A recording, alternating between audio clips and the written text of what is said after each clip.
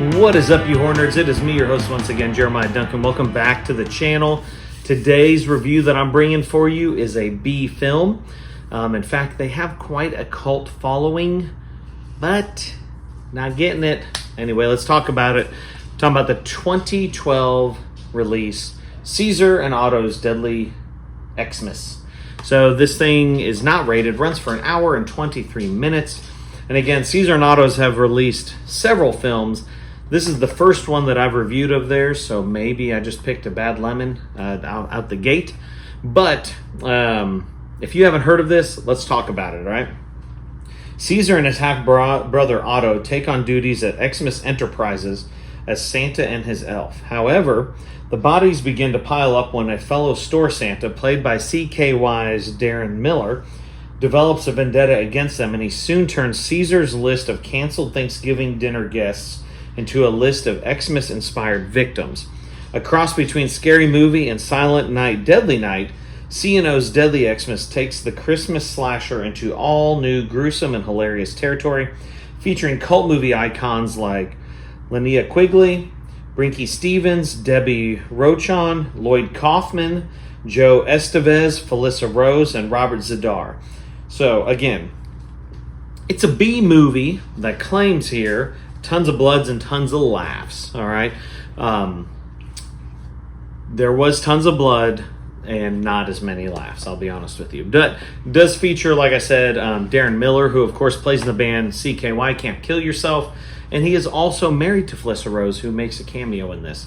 So for me, the jokes just didn't really land on most of this. It's pretty ridiculous at times.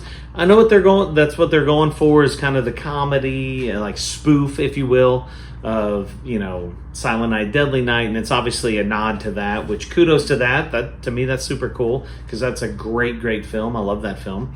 But the Santa is cutting off the penises of bad boys doesn't really bode well for the storyline, personally. He's using a chainsaw, which is cool, but like the little, I don't know, it just kind of gave pedo vibes, and I'm not a fan of that at all, and it just kind of made me cringe and just I don't know. And like I said, I love the nods to multiple horror films and, trying to be almost like a Scary Movie thing, like I said on the back, to where it's trying to connect all these former horror movies. But with all those cameos and stuff, it's pretty amazing that they were able to get all those people in there and to watch it. So personally, I didn't expect much when I got this. I mean, look at it. But I got exactly what I expected, just kind of a meh movie, and just kind of like, it may have made me chuckle a couple times, but for the most part, I was just kind of like, wow, this is, like, I almost felt bad for everybody in it, which is sad. But if you want to watch it for free, and just to be able to pick out all the cameos and see all the people in there, it's worth it for that. It's as long as you can make it through it. That's really the challenge, I would think, because it's kind of a poor movie, which I hate to say, but especially with that much talent packed and sprinkled throughout it. But I'm giving it a 3 out of 10. Deadly Xmas. If you've seen it, comment below. I'd love to hear your thoughts. If there's a better Caesar and Otto's movie, tell me. I'll check it out. But this kind of turned me off from checking out the rest of their stuff, if I must be so honest. Comment below. I'd love to hear your thoughts. Like, subscribe, hit the death bell for notifications. I got more coming.